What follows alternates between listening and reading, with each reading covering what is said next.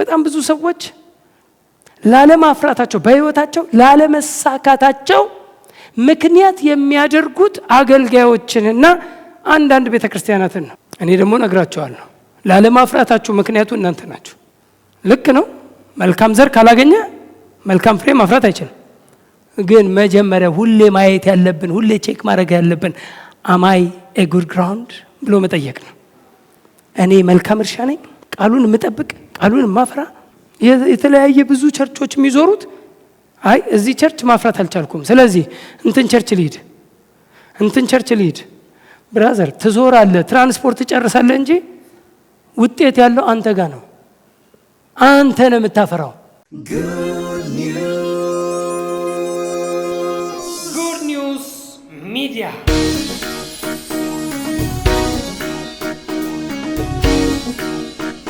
የጀመርኩትን ትምህርት እቀጥላለሁ። ዘርና መሬት ብዬ ሳምንት የጀመርኩት ትምህርት አለ። እሱ ትምህርት በጣም ፓወርፉል ነው። እኔ በጣም በቃ እንዲህ አይነት ነገር የሆነች ነገር የሁለት ነገር ማለት አሁን እኛ መሬት ነን፣ ዘሩ የእግዚአብሔር ቃል ነው። ቀላል ቋንቋ እኛ ምን አይነት መሬት እንሁን? ዘሩ አንድ አይነት ነው። አራት አይነት ዘር የለም። ዘሩ ከጤናማ ምንጭ ከመጣ አንድ አይነት ዘር ነው። ዘሩ የእግዚአብሔር ቃል ስለሆነ የእግዚአብሔር ቃል ግን ሲወድቅ ግን አራት የተለያየ መሬት ላይ ነው የሚወድቀው።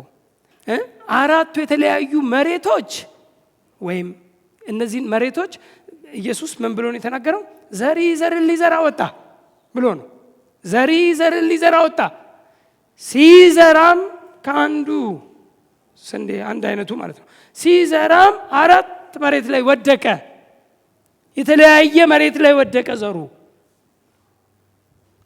30 60 100 እጥፍ ያፈራው ግን አንዱ መሬት ላይ የወደቀው ነው ትክክለኛ ውጤት ያመጣው። በሌላ ቋንቋ እኔ አሁን ዛሬ እንደማስተምረው ሁላችሁም ይሄኛውን ጉድ ግራውንድ መልካም እርሻ መልካም መሬት የሚባለውን ሁኑ። 30 60 100 እጥፍ ለማፍራት ከፈለጋችሁ ሶስቱ አይነት መሬቶች አትሁኑ እያለ ነው በግልጽ ቋንቋ። የተነሳንበት ጥቅስ ሉቃስ ላይ ነው። ሉቃስ 8 ከ5 ጀምሮ እስከ 15 ያለውን ቃል አንብበን ነው። አሁንም አንብቤው እንቀጥላለን። ግን ሶስቱ መሬቶች ደግሞ አለ ሶስቱ መሬቶች ውጤት የማያመጡ ናቸው እና በኋላ ተርጉምልን ሲሉት እኮ ነው ምሳሌውን ንገረን እስቲ። ስለምንድን ነው ያወራኸው? ዘሪ ዘርን ሊዘራ ወጣ፣ ሲዘራም አንዱ ዛጋ ወደቀ ምናምን ነገር እና እስቲ ንገረን ብለው ቁጭ ሲሉ ለእናንተ እኮ የእግዚአብሔር መንግስት ማወቅ እኮ ሚስጥሩ ተሰጥቷቸዋል። ለእናንተ ችግር የለም፣ ሚስጥሩን ታውቃላችሁ። ነገር ግን ለማያስተውሉ እንደዚህ ያለ አስረዳቸውና መሬቱ የሰው ልብ ነው አለ ኢየሱስ ሲያስረዳ። መሬቱ የሰው ልብ ነው። ባጭሩ አራት አይነት የሰው ልብ ላይ ነው የእግዚአብሔር ቃል የሚወድቀው። አራት አይነት የሰው ልብ አለ ማለት ነው። ስለዚህ ዘር ሲወድቅ የትኛውን መሬት መሆን እንዳለብን በደንብ አድርጎ ነው ያስቀመጠው። ይሄ ኢለስትሬሽን ኢየሱስ በምሳሌ ነው የሚያስተምረው። ምሳሌያዊ ትምህርት ነው ያስተማረው። በዛ ምሳሌያዊ ትምህርት ውስጥ ግን የእውነት እውቀትን በደንብ የተረዳንበት ክፍል ነው። ላንብበውና ሶስቱን መሬቶች እንዳትሆኑ በዛው መክሬ መልካሙ እርሻ ግን እንዴት እንደሚያደርግ እሱን እናገራለሁ። ሉቃስ 8 ከ5 ልጀምረው። ዘሪ ዘሩን ሊዘራ ወጣ። አሁን በደንብ ስሙኝ።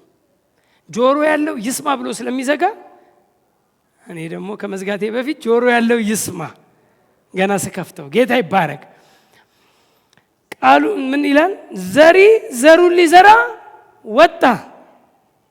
ሲዘራም አንዳንዱ በመንገድ ዳር ወደቀ፣ ተረገጠም፣ የሰማዩም ወፎች በሉት። አንደኛው መሬት ምን ይባላል? የመንገድ ዳር ወይም መንገዳማ ልብ የሚባል ልብ አለ ማለት ነው። መንገዳማ ልብ። ሁለተኛው ሌላውም በአለት ላይ ወደቀ። ዘሩን ሲዘራ እኮ እንደዚህ አድርጎ ዘሩን ብትን ሲያደርገው የወደቁበት ዘሮቹ የወደቁበትን ተናገረ። አንዱ የወደቀው መንገድ ዳር ነው ወይም መንገድ ላይ ነው። መንገድ ላይ ዘሩ ወደቀ። ሁለተኛው ደግሞ ዘሩ የወደቀው ደግሞ በአለት ላይ ወደቀ። በአለት ላይ ወደቀ። በበቀለም ጊዜ እርጥበት ስላልነበረው ደረቀ። አለት ነው ዘሩ ሄዳ ቁጭ ያለችው ድንጋይ ላይ። ድንጋያማ ወይም በዛ በማርቆሱ ጭንጫ፣ የጭንጫ አለት። ጭንጫ ማለት ድንጋይ የበዛበት መሬት ማለት ነው። ፍሬ ብዙ ማያፈራ ድንጋይ የበዛበት መሬት ማለት ነው። እዛ ላይ ነው የወደቀው እና ስር ሊሰድ ፈለገ ግን አልቻለም። ደረቀ ይላል። ደረቀ። ብዙ አማኞች የደረቀ ማንነት የሚኖራቸው አለታማ ልብ ከያዙ ነው። ባጭሩ የሚሰሙትን ቃል 30 60 100 እጥፍ ለማፍራት ስለማይችሉ ልባቸው ድንጋይ ከሆነ ለመቀበል ብዙ የማይፈልግ የማይቀበል ልብ አለ። የማይቀበል ሲሰማ ምንም በቃ ቦታ የማይሰጠው ለእግዚአብሔር ቃል ቦታ የማይሰጥ ይሄ ይደርቃል አለ። ይኸው በግልጽ ቋንቋ ይደርቃል። ሌላውም በእሾህ መካከል ወደቀ፣ እሾህም አብሮ በቀለና አነቀው። ሶስተኛው መሬት ደግሞ እሾሃማ ልብ የሚባለው ነው። በእሾህ ስር ወደቀ አለ። እሾህም አብሮ ታደገና አነቀው። ሌላ ደባል ነገር የሚያሳንቀው የተማረውን ትምህርት፣ የተማረውን መልካም ትምህርት፣ የተማረውን የእግዚአብሔርን ቃል፣ በሱ ላይ የወደቀውን የእግዚአብሔርን ቃል የሚያሳንቅ ደባል ነገር አለ። እሾሃማ ደባሉ ማለት ምንድነው? ደባል ባህሪ ሊሆን ይችላል። የተለያየ ባህሪ። ሌላ ደባል ሱሶች ሊሆኑ ይችላሉ። የተለያየ ገንዘብን መውደድ። እንደውም እዚህ ጋር ምቾት ነው ያለው። የባለጠግነት ምቾት ብሎ ነው የተረጎመው። እና አነቀው። ብቻ አብሮ ከዚህ ከምሰሙት ነገር ጋር የሚደባለቅ ደባል የሆነ ነገር፣ ሮንግ ነገር ዘሩን የሚያስቀር። ባጭር ቋንቋ ይሄ ደባል ነገር እድገቴን የሚገታ ነው ወይ ብሎ ቼክ ማድረግ ያስፈልጋል። እድገቴን፣ የኔን እድገት የሚገታ ነው ወይ? ሾክ ነው ወይ? የሚይዘኝ ነው ወይ? ወደ ታች የሚያስቀረኝ ነው ወይ? ወደ ታች የሚስበኝ ነው ወይ? እንዳላድግ የሚያደርግ ነገር ነው ወይ? ባህሪም ሊሆን ይችላል። የሰዎች ባህሪ፣ የግል ባህሪ። አንዳንድ ሰዎች እኔ እንደዚህ ነኝ ብለው ክችች የሚሉ አሉ። ግግም እኔ በቃ እኔ ቁጡ ነኝ፣ እኔ አንበሳ ነኝ፣ እኔ ከድሮ ጀምሮ የእጅ አመል አለብኝ የሚል ሰው አለ። አመል እና ተዋ ታዲያ እኛ ምን አገባን? ስለዚህ እኛ ምናስተምር አይደል እንዴ? ካለ ምሳሌ ነው የምነግርህ። ሐሳቤ ይገባችኋል? የሆነ አንዳንድ ነገርን ተንከባክቦት እኔ ሰው አይንካኝ እንጂ አለች አንድ ወቅት ላይ እኔ ከነኩኝ አለች። ስትነኪ ነው እንጂ ካልነኩኝ አለቀም። ይሄ እኮ ማንም ሰው እኮ የሚያደርገው የክርስቲያን ተነክቶ ምንም አለመሆኑ ነው እንዴ? ካልነኩኝማ እኔ ካልነኩኝ ይሄን ባህሪ እንጣል። ባጭሩ እኛ ወደ ሁልጊዜ ላለው ይሄ የኖህ መርከብ ውስጥ ኖህ መርከቡን ከሰራ በኋላ እንስሳዎች አስገብተዋል። ሁለት እያደረገ። ለምን? ሁሉ ሊጠፉ ነው። ፈረስም ሊጠፋ ነው። አንበሳም አይጥም ሊጠፉ ነው። ሁሉ ሊጠፋ ነው። ሁሉን ሁለት አድርጎ አስገብቷል። ሁሉን ለምን? አንድ እግዚአብሔር ጨርሷል። ስራውን ጨርሷል። አረፈ ተብሏል። ፈጥሮ ጨርሷል። አሁን ደግሞ በጥፋት ውሃ ወይም በማዳን ውሃ ሁለት ትርጉም ስላለው ነው። ለኛ የማዳን ውሃ ነው። ጌታ ይባረክ። በጥፋት ውሃ ወይም በማዳን ውሃ ያሉ ፍጥረታቶች ሁሉ ከምድር ላይ ሊታጠቡ ነው። እና ሁለት አድርጋ አስገባ ሲለው ሁለት አድርጎ ሲያስገባ አንበሳም ገብቷል፣ ፍየልም ገብቷል፣ ነብርም ገብቷል። ነብር ፍየሏን እዛ ጋር አይቶ እያማረችው ሄዶ ፍየሏን እበላለሁ ቢል እሱ ስለሚወረወር በመስኮት አመሉን ትቶ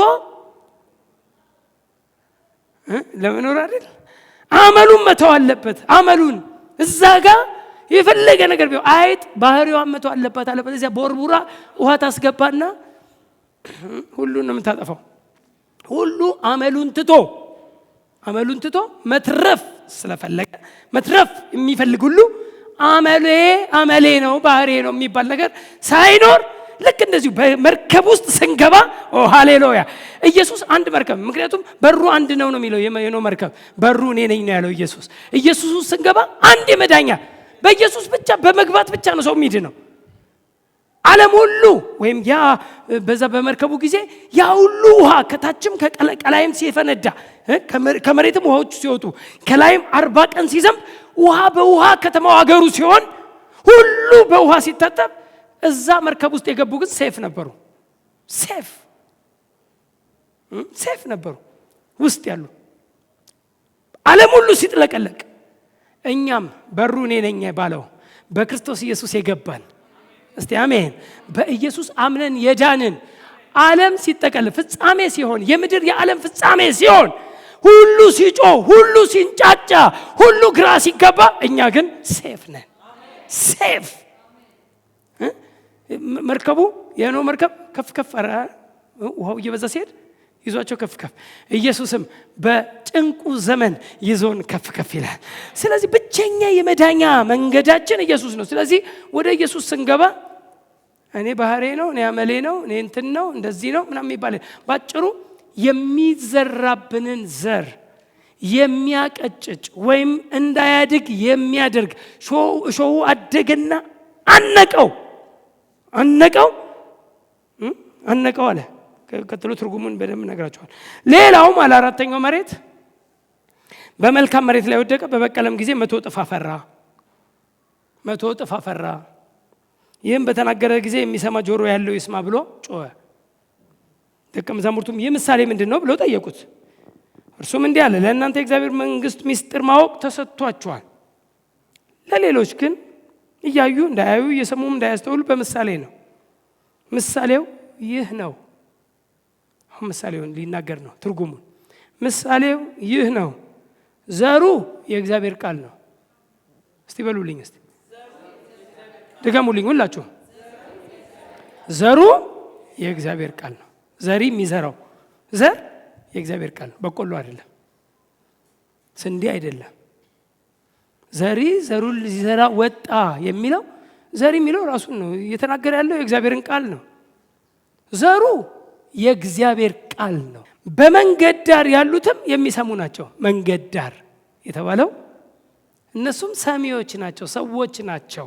የሚሰሙ ናቸው ከዛ በኋላ ዲያብሎስ ይመጣል አምነውም እንዳይድኑ ቃሉን ከልባቸው ይወስዳል አምነውም እንዳይድኑ ቃሉን ከልባቸው ይወስዳል እዛ ጋር ምንድነው ያለው በመንገድ ዳር የወደቀችውን ወፍ መጣችና በላቸው ነው ያለው መንገድ ዳር ስለሆነ ትታያለች መንገዳማ ልብ ናት በቃ የሆነ ምክንያቱም ቃሉን እማትሰውር ባጭሩ መንገድ ላይ እዚህ ጋር አሁን አንድ ዘር ባስቀምጥ ይታያል አይደል ከሩቅ ወፏ ከሩቅ አይታ ይበላቸው መንገድ ዳር የወደቀውን መንገድ ላይ ያለውን ዘር ነው መንገድ ላይ የወደቀውን ከሩቅ ወፏ አየችው መጣች በላች መንገዳማ ቃሉን የማይቀላቀሉ አፈር ውስጥ የማያስገቡ ዳዊት ምንድነው ያለው እንዳልበድል ቃልህን በልቤ ሰወርኩ እስቲ አንድ ሰው አሜን ይበል እስቲ ቃል ምን እንደሚደረገው ስውር ቃል የሚደረገው ሜዲቴት ማሰላሰል እስቲ አሜን ውስጥ ከስጋ ጋር ካንተ ጋር ማዋሃድ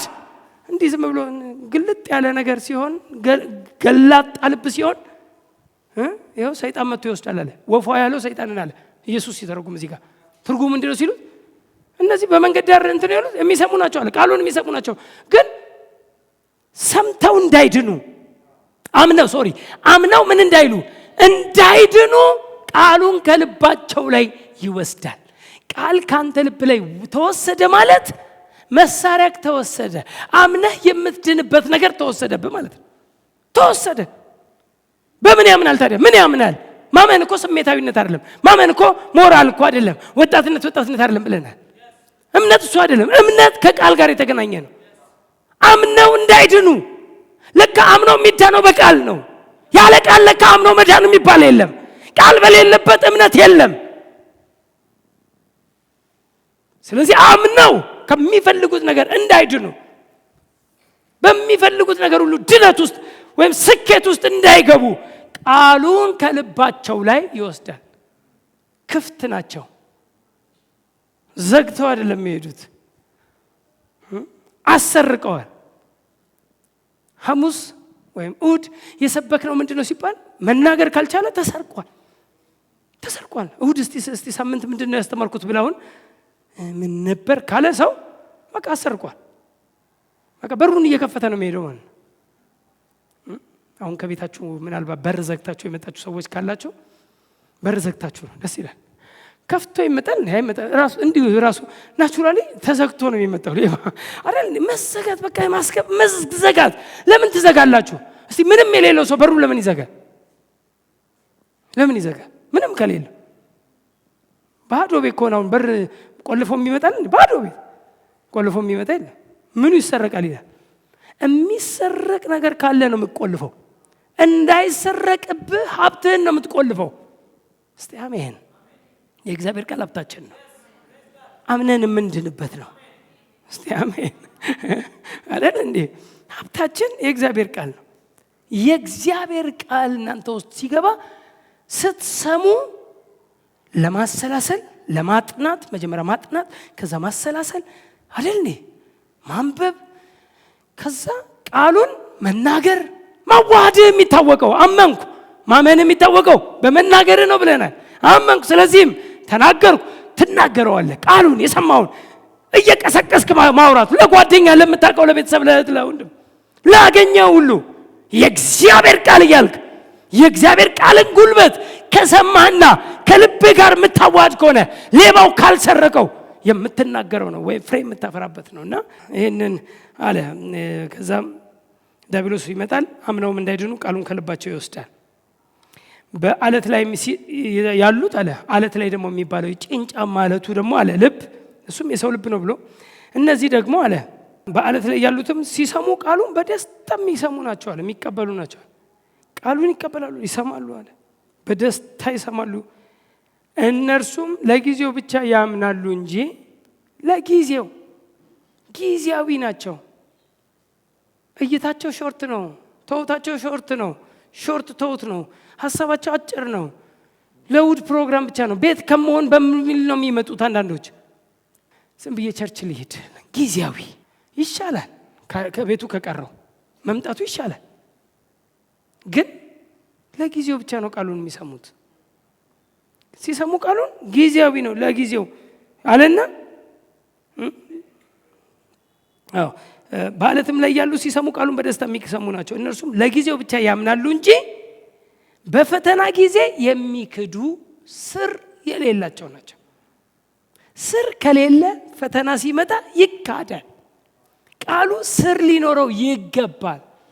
ውስጣችሁ ስር ከሰደደ በጣም ቃሉን ሜዲቴት ስታደርጉ ባሰላሰላችሁት፣ ባጠናችሁት፣ መልሳችሁ ባሰላሰላችሁት፣ መልሳችሁ መደሰት ብቻን እያጠና ማለት ስትጀምር፣ መሳቅ ስትጀምር፣ ያ ስትል ምንድነው የሚያስቅስ ክትባል ሰው ምን ሆነሃል እስኪልህ ቃሉን ራስህ እያጠና፣ ቃሉን ራስህ እየሰማ፣ ቃሉን ራስህ እንትን እያልክ እያነበብክ የምትስቅ የምትደሰት ስር የምታሰድድ ከሆነ ምንም አይነት ፈተና ቢመጣ ስጋት የለብህም። ስር የሰደደ ዛፍ ንፋስ አይነቅለውም። የሊባኖስ ዛፍ ይባላል። ያው ጻድቅን ከሊባኖስ ዛፍ ጋር አመሳስሉታል።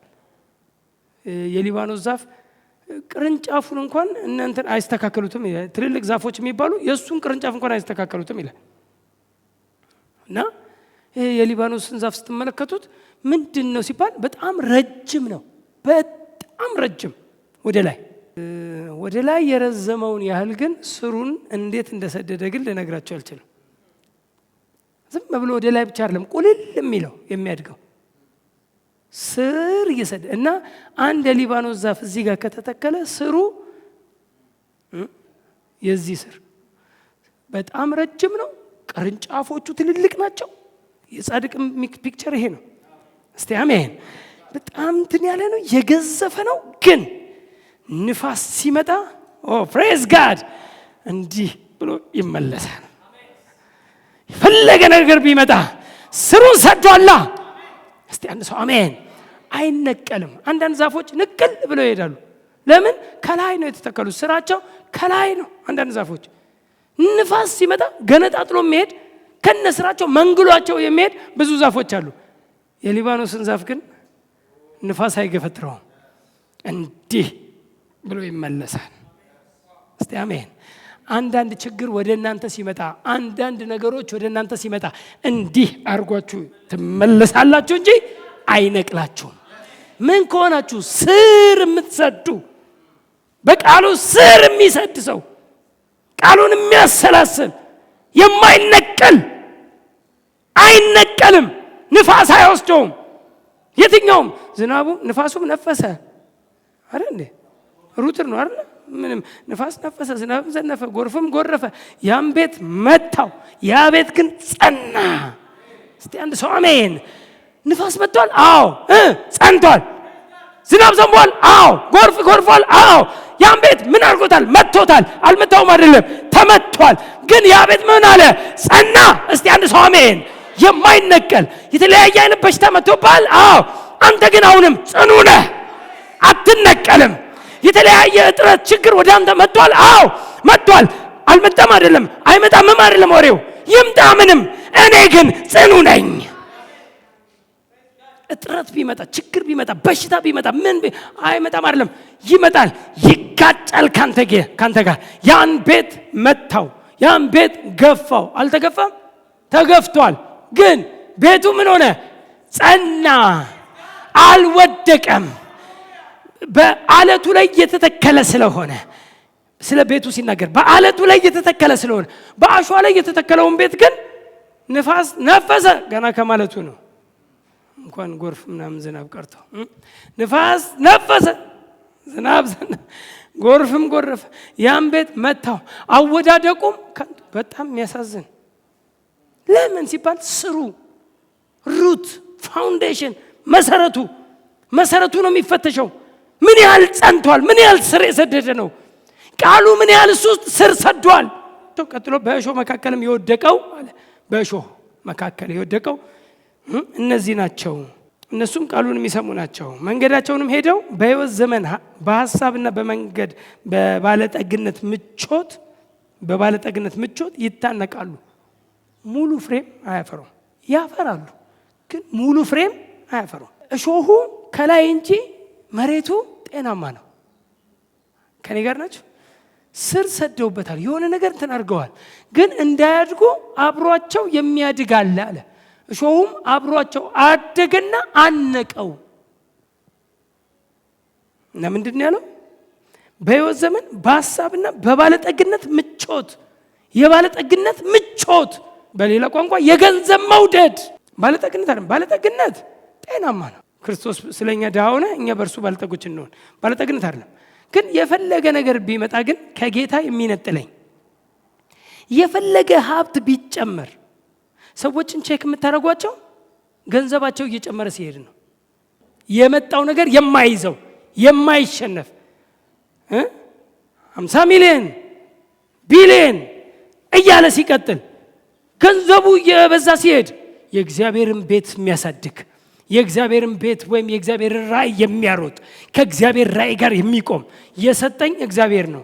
እኔ እኮ ራቁቴን ነው የመጣሁት፣ ይህን ሁሉ ያገኘሁት ከእርሱ ነው የሚል ገንዘብ የማይወስደው፣ እንደ ጎርፍ ሀብት የማይወስደው፣ እንደ ጎርፍ አጥለቅልቆ ይዞት የማይሄድ እሱ ስር የሰደደ ነው። ይሄ ግን ገንዘብ ሲመጣ ግን በአንድ ንቅ አድርጎ ከቸርች የሚያስቀረው፣ ከመንፈሳዊነት የሚያጎለው፣ በአጠቃላይ ከቃሉ ከመንፈሳዊ ነገር የሚያጎለው የሚያርቀው ከሆነ ቼክ ማድረግ አለበት። እሾሁ አብሮት እየበቀለ ነው። እሾህ አብሮት እየበቀለ ነው። ምን ሊያደርገው ነው? ሊያንቀው። ምን እንዳያረግ? ሙሉ ፍሬ እንዳያፈራ ሊያደርገው የሚችል እሾህ አብሮት እየበቀለ እንደሆነ ሊገባው ይገባል። ቶሎ እሾሁ መነቀል አለበት። በመልካም መሬት ላይ የወደቀ እነርሱ ናቸው፣ በመልካምና በበጎ ልብ። እስቲ አሜን።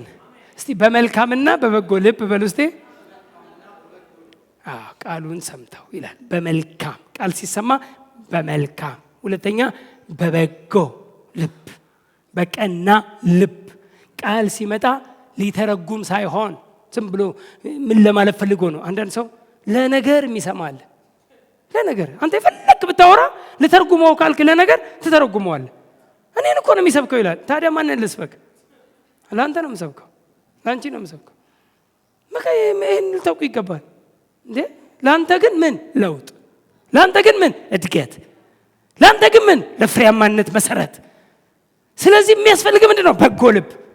ቃሉ ሲመጣ መልካም በጎ ልብ፣ በቀና ልብ ቃሉን ሰምተው እስቲ አሜን የሚጠብቁት። እስቲ አሜን። ቃሉ ምን ይባላል? ይጠበቃል። ይጠበቃል፣ ኪፕ ይደረጋል። ልጄ ሆይ ወደ ቃሌ ጆሮህን አዘንብል፣ ከዓይንም አታርቃት፣ በልብህም ውስጥ ጠብቃት። የምትጠበቀው ቃል በልብ ውስጥ ነው። ከልብ ላይ ሌባው እንዳይወስድ። ለምን? አምነህ እንዳትድን ቃሉን ሊወስደው ነው። ሰይጣን ሁልጊዜ ወደ እናንተ የሚመጣው ስለ ቃል ነው። ከኔ ጋር ናችሁ? ሁልጊዜ ሌባው ወደ እናንተ የሚመጣው ስለ ቃሉ ነው። ስለ ቃሉም መከራ በሆነ ጊዜ አሁን የማርቆስን ባነበው እኮ ማርቆስ 4 ላይ የምታውቁት ቃል አለ። ይህንኑ ቃል ሲደግመው ነው ማወራችሁና ፕሬዝ ጋድ ጋድ ኢዝ ጉድ። ማርቆስ ምዕራፍ 4 ብዙ ፕሪንሲፕሎችን ያስቀመጠ ነው። ማርቆስ ምዕራፍ 4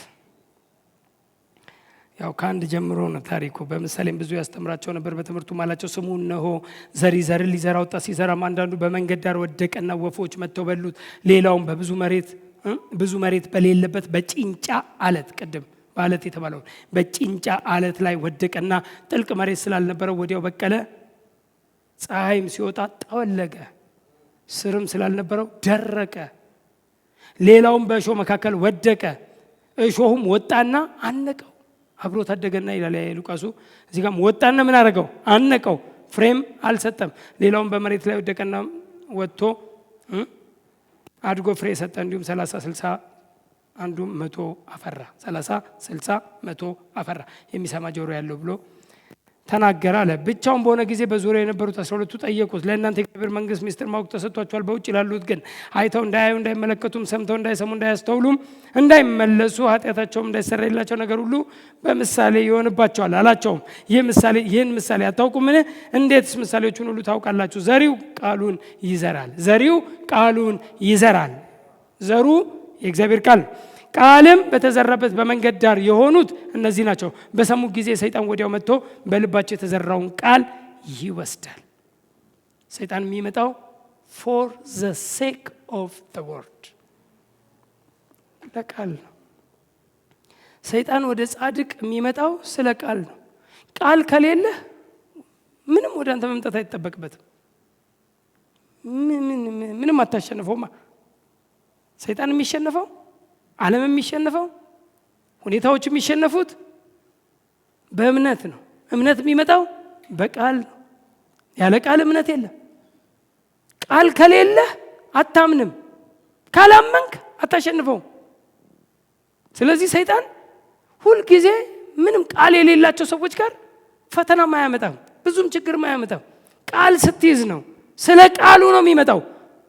ሳታን came for the sake of the word ይላል። for the sake of the word፣ ስለ ቃል ነው የሚመጣው።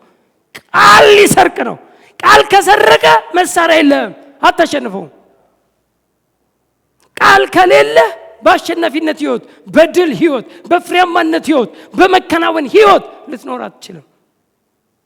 ሃይማኖት ብቻ ነው የሚሆንብህ ክርስትና ግን ሃይማኖት ውጪ መንፈሳዊነት፣ እውነተኛ መንፈሳዊነት፣ እውነተኛ ክርስትና ወይም ክርስቲያናዊ ህይወት በአንተ ህይወት እየተገለጠ እያሸነፍክ የሚመጣብህን ቶሎ የሚከብህን ኃጢአት አስወግደን። ኦኬ ጎበዝ። ቶሎ የሚከብህን ኃጢአት ምን ብለን አስወግደን። ኃጢአት አይከብህም የሚባል ትምህርት የለም። ይመጣል፣ ግን አቅምህ ግን ጠንካራ ከሆነ ታስወግዳለህ። አስወግደን። እስቲ አሜን። ልክ የሆነ ነገር መጥቶ ሲከብህ ታስወግዳለህ። ልቀቀኝ ትላለህ። ብርቱ ነህ። የመጣው ነገር ሁሉ አያሸንፍም።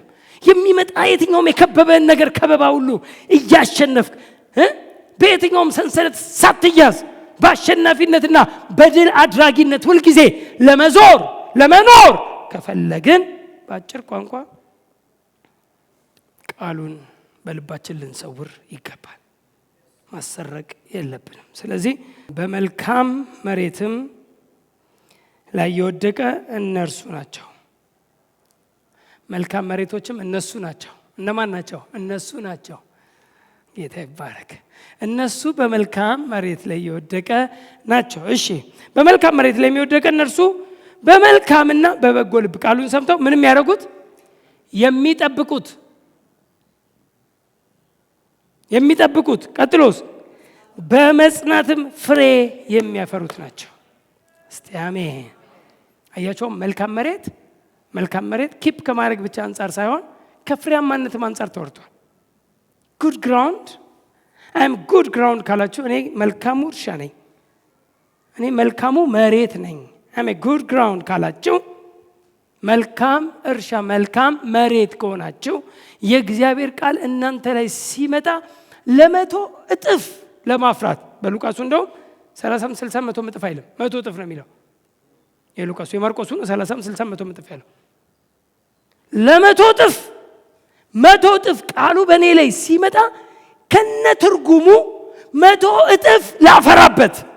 ለምሳሌ ስለ አሸናፊነት እየተማርክ ከሆነ በአሸናፊነት መኖር ብዬ እያስተማርኩ ከሆነ በአሸናፊነት ለመኖር 100 እጥፍ አሸናፊ። እስቲ አሜን። በቃ በአሸናፊነት ለመኖር በፍሬያማነት ለመኖር ካስፈለገ 2 ኪዎችን እዚህ ጋር አስቀምጧል። አንደኛው ቃሉን የሚጠብቁ ቀጥሎስ በመጽናትም ፍሬ የሚያፈሩ። በጣም ብዙ ሰዎች ፍሬ የማያፈሩት ጽናት ስለሌላቸው ነው። አይጸኑም፣ ቃሉ ላይ አይጸኑም። ጽናት የሚባል ነገር የላቸውም። ጽናት ዝም ብሎ ቋንቋ አይደለም። ጽናት ከችግርም ከተለያዩ ፕሮብሌሞች ጋር የሚያያዝ ነው፣ የሚገናኝ ነው። የተለያዩ ፕሮብሌሞች ሳይመጡና ያ ቤት ጸና እንዴት ይባላል? ያ ቤት ጸና እኮ ነፋስ ነፍቶ ጎርፍ እኮ ጎርፎበት ነው፣ ዝናብ እኮ ዘንቦበት ነው። ያ ቤት ጸና የሚባለው አንድ ሰው ምንም ችግር ካልመጣበት ምን ነው ጸና? በምን ጸና? መጽናት ከሚመጣ ኤክስተርናል ፎርስ ጋር የተያያዘ ነው። በውጪ የሚመጣ ኤክስተርናል ፎርስ፣ የተለያዩ ኃይሎች፣ የውጪ ኃይሎች አንተን ማሸነፍ ካልቻሉ ጸና ይባላል። የውጪ ኃይል በሽታ፣ ድህነት፣ ችግር፣ እጥረት፣ የተለያየ ነገር የምትሰማቸው የምታያቸው በቃ የሚያቆስል እንትን የሚያደርግ ኪዩት እንድታደርግ የሚያደርግ ምን እኔ ጌታ ብዬ ምን አመጣው እንድትል የሚያደርጉ የተለያዩ ኤክስተርናል ፎርሶች መጥተው አንተ ላይ ሲመጡ በችግር ስትኖር ወይ እጥረቱ ስትኖር ወይ የሆነ ነገር በቃ እኔ ግን ምንድነው አንዳንድ ሰው በቃ ኮምፕሌን ለኮምፕሌን በቂ ምክንያት ያላቸው ሰዎች አሉ። ለኮምፕሌን አንዳንድ ጊዜ ሰዎችን እኔ ካውንስሊንግም ስለተማርኩ ሰምሃው አውቃለሁ የካውንስሊንግንም ህግና ብዙ ሰዎችንም ካውንስል አድርጌ አውቃለሁ። ካውንስል እያረክ አንዳንድ ጊዜ የምትፈተንበት ጊዜ ይገጥማል። በቃ የችግራቸው ግዝፈት መፍቻ ራሱ እስክታጣ አንተን ራሱ ስምጥ አድርጎ እውነትሽን ነው ብለህ ከእሷ ጋር ልትሆን እውነትሽን ነው ከዛ እውነትሽን ነው ዋት ማጉረም ነው ችግር ነው መፍትሄው እና በጣም በብዙ ችግር ውስጥ ብዙ ችግር የሚገጥማቸው ሰው የማይደርስበት የሚደርስባቸው ብዙ ሰዎች አሉ። ያው አክቹአሊ ሰው የማይደርስበት ሰው ላይ ከደረሰው በቀር ማንም ላይ የደረሰ ነገር የለም ተብሏል። ስለዚህ አታካብድ ተብሏል ማለት ነው። እና ብቻ ሰው ላይ የሚደርስ ችግር ደርሶባቸዋል። በጣም ግን አሳዛኝ ላይፍ ውስጥ ህይወት ውስጥ ኑሮ ውስጥ ምናምን ያሳለፉ ብዙ ሰዎችን ሰምቻለሁ ካውንስል ባረኩባቸው ዘመናቶች ሁሉ። ግን እዛ ጋር የሚያረጋግጥልኝ አሁንም እንኳን መጽናታቸውን መምጣታቸው ካውንስል እንዲደረጉ እንደው አጋዥ ማገዶ አጋዥ ነገር እንድጨምርላቸው እንጂ እነሱ እኮ ጸንተዋል። የመጣባቸውን እኮ ተቋቁመውታል። የመጣባቸው እኮ አልሰበራቸው። የመጣባቸው ነገር እኮ ገፍትሮ አልጣላቸው። የመጣባቸው ብዙ ኬዝ አለ። ነገር ግን እነሱ ግን ጽኑዎች ናቸው። እግዚአብሔር ስለ እነሱ እግዚአብሔር እናመሰግናለን። በእውነት እኔ ጸና የሚባል በመጽናትም የተማርከውን ትምህርት አሁን ለምሳሌ ስለ ፕሮስፔሪቲ ወይም ጤናማ ወይም መጽሐፍ ቅዱሳዊ ብልጥግና ተምረ በብዙ ጥረት ውስጥ ልትኖር ትችላለህ። በብዙ ጥረት ውስጥ ምን እንድታረግ? ቃሉን እንድትቀይር።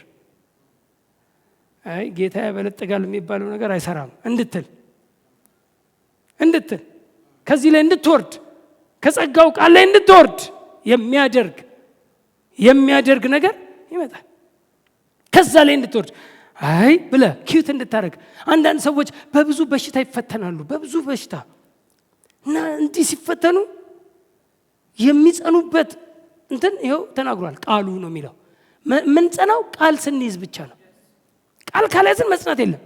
ቃሉ ምንድን ነው? በመገረፉ ቁስል ተፈውሳቸዋል። 4 ነጥብ። ምንም ሌላ ምን ጨማምረው የለም። በቃ የነገረን ቃል ይሄ ነው። በመገረፉ ቁስል ተፈውሳቸዋል። አንተ ከፈለክ በብዙ መጨመር ትችላለህ። እኔ የመንፈስ ቅዱስ ማደሪያ እንጂ በሽታ ማደሪያ አይደለሁም እያልክ ፋይት የምታደርግባቸውን መሳሪያዎች ብዙ ማውራት ብዙ መጠቀም ትችላለህ። ብዙ ነገር ግን አንድ የተገለጠ ቃል ግን አለ። በመገረፉ ቁስል ተፈወሳችሁ። እስቲ አንድ ሰው አሜን። እኔ ኬኔት እችን ቃል አንዲትም በጣም ብዙ ሰዎች ናቸው ባይዘው በዚህ ቃል ብዙ ውጤት አምጥተው እንደ ምሳሌ በብዙ መጽሐፎቻቸው ላይ እየሰማን ነው። እኔ አንዷ ሴት ያለችውን የኬኔት ልትሆንና ኬኔትም በዚሁ ነው ማርቆስ 11:23 እና ይሄ ነው። ግን አንዷ ሴት ምን አለች? አንድ ወቅት ላይ በቃ ያው ሞቷን የምትጠብቅ ባልጋ ላይ እየተኛች ያለች ሴት እኔ ተኝቼ ነበር ትላለች። እና ያው ማለት ሐኪሞች በቃ ረጅም እድሜ የላትም አልጋ ላይ እንትን ትበል አጭር ነው ጊዜዋ፣ እስከዛው ተንከባከቧት ተብሏ ልጅቷን እየተንከባከቧት ነው ቤተሰብ እና አልጋ ላይ ነው። እና በቃ ዝም ብላ እዛው አልጋ ላይ እንደተኛች ባይብል ታነባለች። ባይብል ስታነብ ኢሳይያስ 53ን ገልጣ ነበበች። ረጅም ጊዜ ለሽንት እንኳን ቤተሰብ ነው የሚያንቀሳቅሳት የሚያነሳት እንትን የሚያረጋት። እና ይሄንን ልክሰም በመገረፉ ቁስል ተፈወሳችሁ። ደግማ ነበበችው። በመገረፉ ቁስል ብርሃን ነው ያገኘችው። ኢንላይት ሆነላት፣ በራላት፣ ኢንላይትመንቱን አገኘችው። ከዛ በመገረፉ ከዛ ማሚ ብላ ተጠራች እናቷን። እናቷ እየሮጠች መጣች። ምን ሆና ብላ ምን ነው ምስትላት? እስቲ ይሄን ቃል አንብቢልኝ አለቻት። እኛ አይኔ ነው እንደምንለው። ከዛ እናትየው ስታነበው እውነትም በመገረፉ ቁስል ተፈወሳችሁ የሚል ነው። በመገረፉ ቁስል ተፈወሳችሁ። እስቲ ድገሚው። በመገረፉ ቁስል ተፈውሳችኋል። በቃ እኔ ተፈውሻለሁ እኮ ማለት ነው ብላ ካልጋ ላይ ወረደች። ካልጋ ማትነሳ ዘመኗን ሙሉ ብዙ አልጋ ላይ የነበረች ሴት፣ ታማሚ የነበረች ሴት ናት። እና ልክ በቃ እኔ እኮ ተፈውሻለሁ ማለት ነው ብላ ካልጋው ላይ ወረደች። ካልጋው ላይ ወርዳ በቃ ሂልድ ሆነች። እና እሷ የተናገረችውን ቃል ደስ አለኝ። እሷ ተፈወሰች። የተናገረችው ግን ካልጋው ላይ ስወርድ ተፈውሼ አይደለም አለች፣ ቃሉን አምኜ እንጂ። እኔ እስከ ዛሬ ያ ቃሏ እኔ አልገባኝም። በዛ ወቅት ያኔ ልጅ ነኝ። እኔ ያኔ ያነበብኩት እስካሁን ይሞቀኛል። እኔ ካልጋ ላይ ስወርድ ሂልዶኜ አልጋው ላይ ተፈውሼ ሳይሆን ቃሉን በተግባር ፈጽሜው በቃ ተፈውሻለሁ እኮ ማለት ነው እንዴ ስትላት እናቷ ልትይዛት ምናምን ስትል በቃ እኔ እኮ ተፈውሻለሁ ማለት ነው ብዬ መውረድ ጀመርኩ። ወርጄ መንቀሳቀስ ጀምር ነው የማላቀው ነገር ሰውነቴ ላይ ሙቀት መጣ። ከዛ በኋላ እግሮቼ የሚሄድ ጀመሩ። ሁሉ ነገር በቃ ሙሉ በቃ ጅማቶቼ ሁሉ ነገር መስራት ጀመሩ። ሲሄዱም ነጹ እንደሚለው ቃል ጎሽ፣ ሲሄዱም ነጹ። አክሽን እኮ ነው። ሲሄዱም ነጹ። እነዛ 10 ለምጻሞች ሲሄዱም ነጹ እኮ ነው የሚለው። ነስተው እኮ አይደለም ሄዱት፣ ተፈውሰው እኮ አይደለም ሄዱት፣ ተፈውሰው እኮ አይደለም ሄዱት። ሲሄዱ እኮ ነው በመንገድ ሂዱና ለካህን ራሳችሁን አሳዩ እኮ ብሎ ጌታ። ሂዱና ራሳችሁን ለካህን አሳዩ። ምን ማለት መሰለህ? ለካህን አሳዩ ዝም ብሎ ቋንቋ እንዳይመስልህ። ነጽቻለሁ፣ ንጹህ ሆኛለሁ፣ ህጋዊ መብት ስጠኝ፣ ደብዳቤ ስጠኝ፣ ካሁን በኋላ በቤተ መቅደስ ውስጥ እንድገባ ሁሉ ቦታ እንድደርስ ህጋዊ መብት የሚሰጣቸው ካህኑ ስለሆነ ሂዱና ራሳችሁን ለካህን አሳዩ። ዩ አር ክሊንድ ብሏቸው ማለት ነው። ግን ሲያዩት ግን እንዳሉ ናቸው። ግን ሲሄዱ በቃ ሄዱ። እኔ መሄዳቸውን ነው የምወደው። አክሽን ፌዝ አክሽን አለው። በቃ ሄዱ። መንገድ ላይ እኮ ነው በቃ ለቀቀ አለው። አረ ያንተም ለቀቀ። ምክንያቱም በቃ ከዛ ሁሉም እንደለቀቃቸው ሲያዩ ዋው ምናምን ብለው እየጨፈሩ ወደ ከተማ ገቡ። አንዱ ተመለሰ። እኔማ ጌታ ጋር ተመልሼ ሄጄ እንትን እለዋለሁ ብሎ መጥቶ ሂዱ ካልከን ውስጥ አንዱ ነኝ እና ቴንኪው ልልህ ነው አለው። 10 አልነበሩ? ወረባው ዘናይን አለኩ 9 ሴት አሉ። 10 አልነበሩ? አንዱ ከዚህ ልዩ ወገን የሚባለው ራሱ ከአይሁድ ጋር አብረው የማይተባበር የነበሩ ናቸው። ማለት አይሁድ ነው ግን የሳምራዊ አገር ውስጥ ሳይሆን አይቀርም። እና ከዚህ ልዩ ወገን ብሎ ራሱ ክራይስት ራሱ ኮት አድርጎ ነው ልዩ ትራይብ። ከዚህ ልዩ ትራይብ ውጪ ሌሎቹ ወረባው ዘናይን ብሎ ይሄ ግን ሊያመሰግን መጣ ብሎ እና ሲሄዱም እስቲ አሜን አክሽን ፌዝ ሃዛን አክሽን እምነት ምን አለው? ተግባር አለው። እቺ ሴት በእምነት ወጣ። ስለዚህ በመገረፉ ቁስል ተፈወሳችሁ የሚለውን አንዲቷን ቃል አምና በቃ እኔ ተፈውሻለሁ። ከቃሉ ጋር ተጋባች፣ ከቃሉ ጋር ተጣበቀች። የቃሉ ማኒፌስቴሽን እሷ ላይ ማኒፌስት መሆን ጀመረ፣ መገለጥ ጀመረ። አክሽን እስቲ አሜን። ስለዚህ በመጽናትም ፍሬ የሚያፈሩት ናቸው። እያንዳንዱ ዘር ፍሬ ይፈልጋል። ፍሬ ያለው በዘር ውስጥ ነው። ጥሩ እይታ ካለን ዘር ውስጥ ፍሬ እናያለን። ግን መሬቱ ፍሬ እንዲያፈራ ይጠበቃል። ዘር በባህሪው በማዳበሪያ ታስሮ ወይም ተቀምጦ ሊያፈራ አይችልም። ዘር በመቀመጥ አይደለም የሚያፈራው፣ በመዝራት ነው። ሲዘራ ነው። እርሻ መልካም እርሻ ጉድ ግራውንድ ሲያገኝ ነው ዘር 100 እጥፍ አፈራ ፍሬ። እስቲ አሜን። ወደ ፍሬ የሚቀየረው ጉድ ግራውንድ ሲያገኝ ነው። you have to be a good ground። መልካም እርሻ ልትሆኑ ይገባል። መልካም እርሻ ቃሉን በደስታ የሚቀበል፣ ቃሉን በመልካምና በበጎ ልብ የሚቀበል፣ ቃሉን የሚጠብቅ፣ ቃሉን በመጽናትም ፍሬ የሚያፈራ ጉድ ግራውንድ መልካም እርሻ።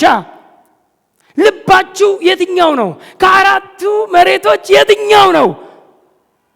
መልካሙ እርሻ ሊሆን ይገባል። ፍሬ ልታፈሩ ይገባል። በመጽናትም ፍሬ የሚያፈሩት መልካም እርሻ ነው። ፍሬ የተወራበት በቃ ፍሬ የሚያፈሩት የተባሉት መልካም እርሻ ላይ ነው። ሙሉ ፍሬ አያፈራም ነው የተባለው ሾክ የያዘው። በቃ ስኬታማ የሆነ ፍሬያማነት ያለው በእርሻው ነው። እርሻው በጣም ብዙ ሰዎች ላለማፍራታቸው በህይወታቸው ላለመሳካታቸው ምክንያት የሚያደርጉት አገልጋዮችንና አንዳንድ ቤተክርስቲያናትን ነው። እኔ ደግሞ ነግራቸዋለሁ፣ ላለማፍራታችሁ ምክንያቱ እናንተ ናችሁ። መልካሙ እርሻ ነው የሚያፈራው። ልክ ነው። መልካም ዘር ካላገኘ መልካም ፍሬ ማፍራት አይችልም። ግን መጀመሪያ ሁሌ ማየት ያለብን፣ ሁሌ ቼክ ማድረግ ያለብን አማይ ኤ ጉድ ግራውንድ ብሎ መጠየቅ ነው። እኔ መልካም እርሻ ነኝ? መልካም እርሻ ነኝ? ቃሉን የምጠብቅ፣ ቃሉን የማፈራ? የተለያየ ብዙ ቸርቾች የሚዞሩት አይ እዚህ ቸርች ማፍራት አልቻልኩም፣ ስለዚህ እንትን ቸርች ልሂድ። ብራዘር ትዞራለህ፣ ትራንስፖርት ትጨርሳለህ እንጂ ውጤት ያለው አንተ ጋር ነው። አንተ ነው የምታፈራው።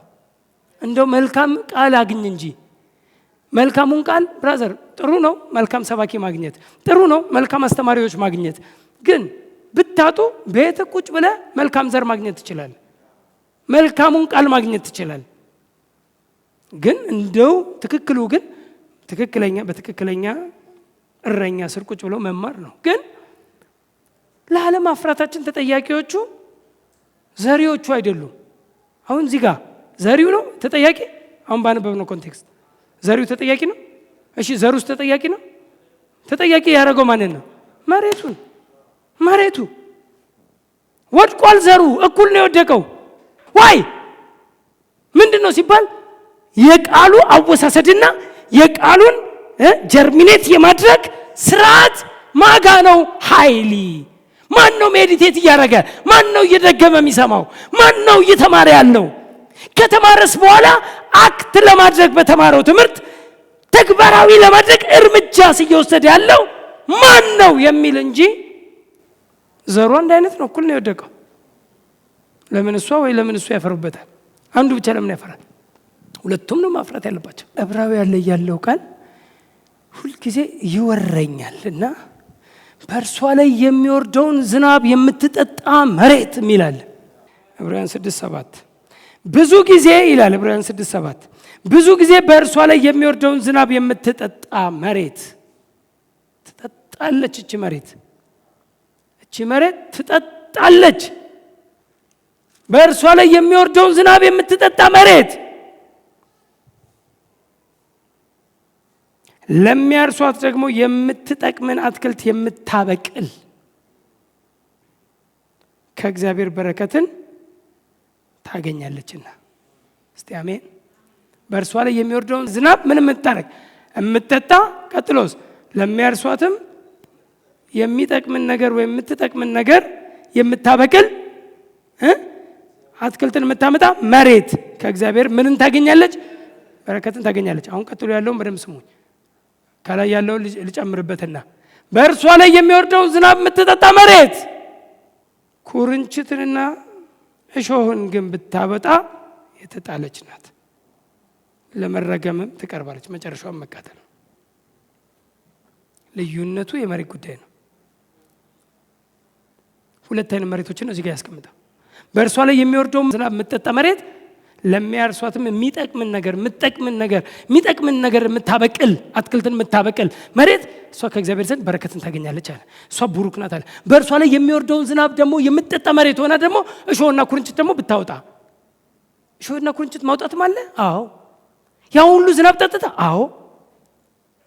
ያን ሁሉ ዝናብ የወረደባትን ጠጥታ እሾህና ኩርንችት ማብቀል አለ። አዎ። ልዩነቱ የመሬቱ ጉዳይ ነው። ችኛዋ ለበረከት፣ ችኛዋ ለመርገም አለ። አሁንም አንድ ጥቅስ ጋይድ አድርጎኛል። ኢሳይያስ 5 ላይ አንዴ እንግዲህ ከትምህርት ይወጣ አድርጎኛል። ሆሊ ስፒሪት ቴንክ ዩ። ትንቢተ ኢሳይያስ 5 ላይ አሁን ስለ ወዳጄና ስለ ወይን ቦታው ለወዳጄ ቅኔ ይቀኛለሁ። ለወዳጄ በፍሬያማው ኮረብታ ላይ የወይን ቦታ ነበረው። በዙሪያው ቆፈረ፣ ድንጋዮችንም ለቅሞ አወጣ፣ ምርጥ የሆነውንም ሐረግ ተከለበት፣ በመካከሉም ግንብ ሰራ። ደግሞ የመጥመቂያ ጉድጓድ ባሰበት፣ ወይንንም ያፈራ ዘንድ ተማመነ። ገበሬው ወይንንም ያፈራ ዘንድ ተማመነ፣ ዳሩ ግን ሆምጣጤ ያፈራ። ምን አደረገ? ድንጋይ ለቅሞ አወጣ፣ ከውስጥ ኮተኮተ፣ አረሰ፣ ግንብ ሁሉ ገነባበት፣ ውሃ ማርገበት፣ ውሃ እጥረት እንዳይኖር መሀል ላይ ውሃ ከሱ ውሃ ፍሎ እያደረገ እንዲያገኝ ምርጥ የሆነውንም የወይን ሐረግ አምጥቶ ተከለበት። አሁን መተማመን ብቻ ነው። ገበሬ ባጭሩ መተማመን ነው። ሲዘራም ተማምኖ ነው፣ ሲበቅልም ተማምኖ ነው። የእምነት ሰው በምድር ላይ በናቹራል ከፈለጋችሁ ገበሬ ማየት ነው። እኔ እንደ ገበሬ አማኝ አይቻልም። ሄዶ ዘርቶ ይበቅላል ብሎ ማመን፣ የሚበላውን ቀቅሎና ጋግሮ የሚበላውን ሄዶ እርሻ ላይ አውሎ መመለስ እንደ ገበሬ እኔ በናቹራል ሰዎች በተፈጥሮ ሰዎች እምነት ያው የሚተማመነው እግዚአብሔርን ነው። ውሃን ዝናብን ያዘንባል፣ እግዚአብሔርን ነው የሚያምነው። ተክሉም ይበቅላል፣ ብዙ አስገባለሁ፣ የሚያምነውም ታምኖ ነው። እዚህ ጋም ወይን ያፈራ ዘንድ ተማመነ ይላል። መተማመን ብቻ ነው። መልካም ዘር ዘርቷል፣ አዎ። ኮትኩቷል፣ አዎ። ሁሉ ነገር አድርጓል፣ አዎ። አሁን ምንድን ነው? መተማመን፣ መጠበቅ። ሲጠብቅ ግን ቆምጣጤ ያፈራ እና ምን ብሎ እንደተናገረ ከዛ በኋላ ሄዳችሁ ክፍሉ የምታነቡት እናንተ የኢየሩሳሌም የምትኖሩ የይሁዳ ሰዎች ሆይ በእኔና በወይኑ ቦታዬ መካከል እስኪ ፍረዱ። ለወይኔ ያላደረኩለት ከዚህ ሌላ አደርግለት ዘንድ የሚገባኝ ምንድን ነው? ወይንን ያፈራል ብዬ ስተማመን ስለምን ሆምጣጤን አፈራ? አሁንም በወይኔ ላይ የማደርገውን እነግራችኋለሁ። አጥሩን እነቅላለሁ፣ ለመሰማሪያም ይሆናል፣ ቅጥሩንም አፈርሳለሁ፣ ለመራገጥ።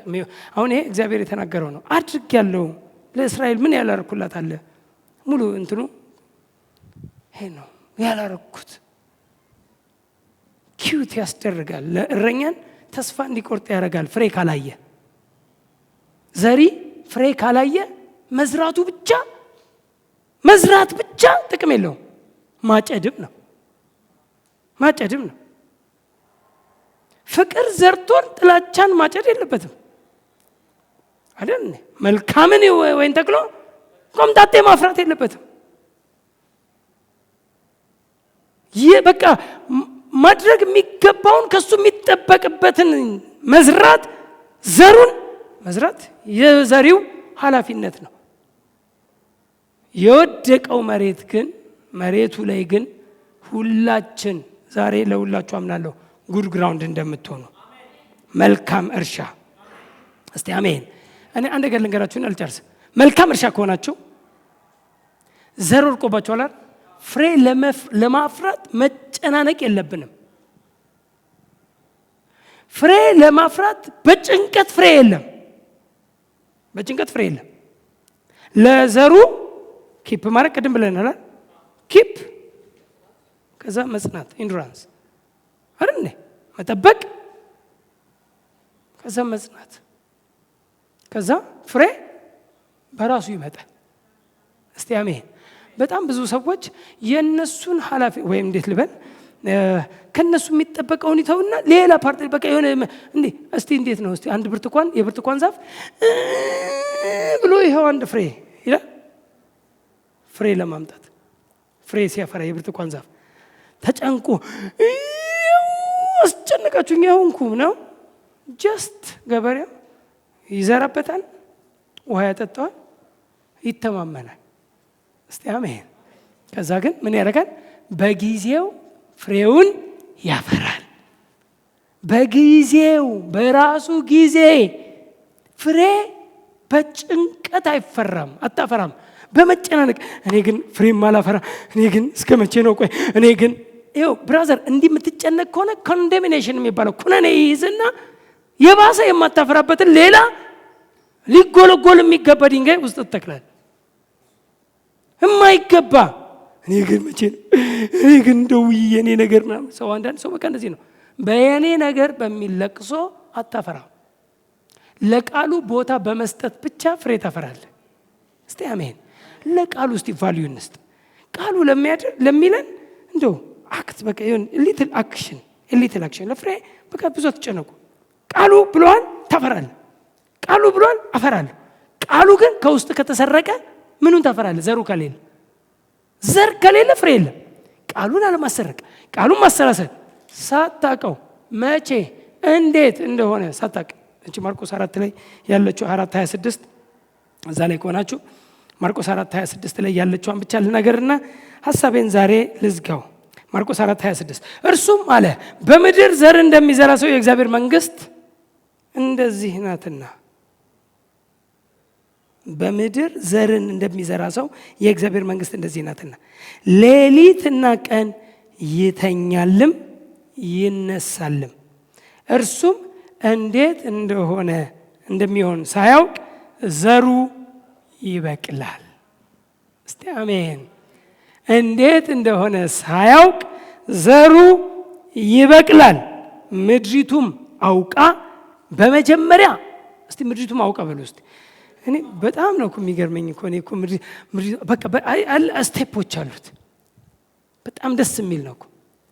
እሱ ይዘራል፣ ከዛ ይተኛል፣ ይነሳል። እንዴት እንደሆነ ሳያውቅ ዘሩ ይበቅላል። ምድሪቱም አውቃ አስቀድሞ ቡቃያ።